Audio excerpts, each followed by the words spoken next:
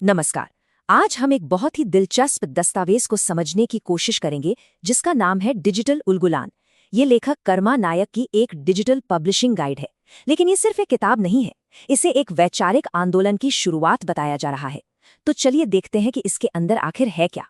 और देखिए, शुरुआत से ही ये दस्तावेज खुद को एक किताब से कहीं बढ़कर बताता है।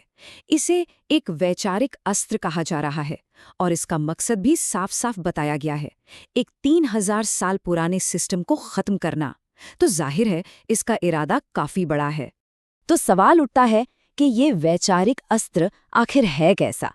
इसकी सबसे पहली और सबसे बड़ी खासियत है इसका साइज, इसकी लंबाई। ये जानबूझकर बहुत छोटा रखा गया है और इसके पीछे डिजिटल युग को ध्यान में रखकर बनाई गई एक खास स्ट्रैटेजी है। जी हाँ, सिर्फ 14 पेज। आज के दौर में जब लोगों का ध्यान बहुत कम समय के लिए टिकता है, तो एक छोटी और बिल्कुल टू द पॉइंट बात वो किसी मोटी सी किताब से कहीं ज्यादा असरदार हो सकती है, खास तौर पर जब युवाओं तक पहुंचना हो। और इसी छोटे फॉर्मेट का मकसद है कि ये एक वैचारिक बम की तरह काम करे जो बहुत तेजी से पूरी दुनिया में फैल जाए। इसे ऐसा बनाया गया है कि कोई भी इसे अपने मोबाइल पर आराम से पढ़ सके और इसके जरिए एक खास तरह की सोच को जगाया जा सके। तो ठीक है, ये एक अस्त्र है, लेकिन इसका निशाना कौन है? आखिर ये घोषणा पत्र किस चीज को खत्म करने की बात कर रहा है? चलिए इसे समझते हैं। इस घोषणा पत्र का मेन टारगेट है लोगों के दिमाग से सिंडिकेट सॉफ्टवेयर को डिलीट करना। स्रोत के मुताबिक ये मानसिक गुलामी की एक ऐसी व्यवस्था है जो करीब 3000 सालों से चली आ रही है।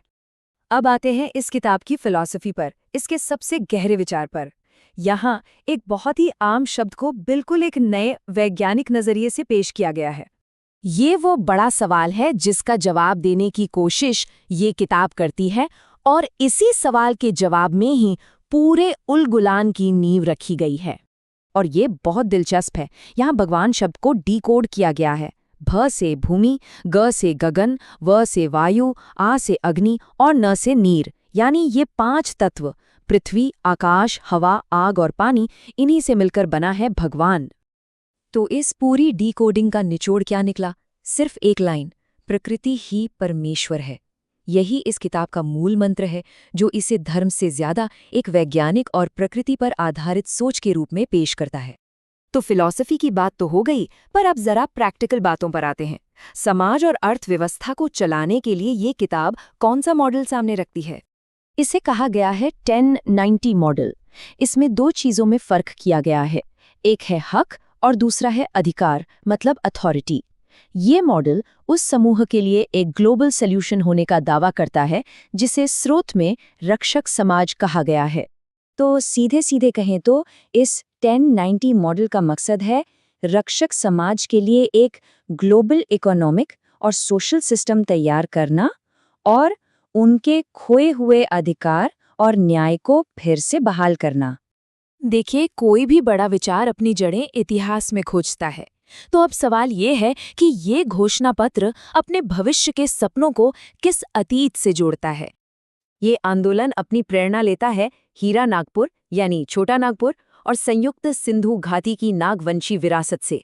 इस इतिहास को रक्षक समाज का एक सुनहरा दौर बताया गया है, जो इस पूरे मूवमेंट को एक ऐतिहासिक आधार देता है। तो हमने इन सभी अलग अलग हिस्सों को देखा, 14 पेज का फॉर्मेट, सिंडिकेट का कॉन्सेप्ट, प्रकृति का कोड, 1090 मॉडल। पर इन सब का असली और अंतिम मकसद क्या है, अब उस पर आते हैं। जैसा कि मैंने शुरू में कहा था, उलगुलान का मतलब है एक महान विद्रोह। इसलिए इस किताब का पब्लिश होना सिर्फ एक किताब का आना नहीं है, बल्कि इसे डिजिटल उलगुलान 2026 का आगाज माना जा रहा है, एक डिजिटल क्रांति की शुरुआत। और इस डिजिटल क्रांति के अंतिम लक्ष्य क्या हैं?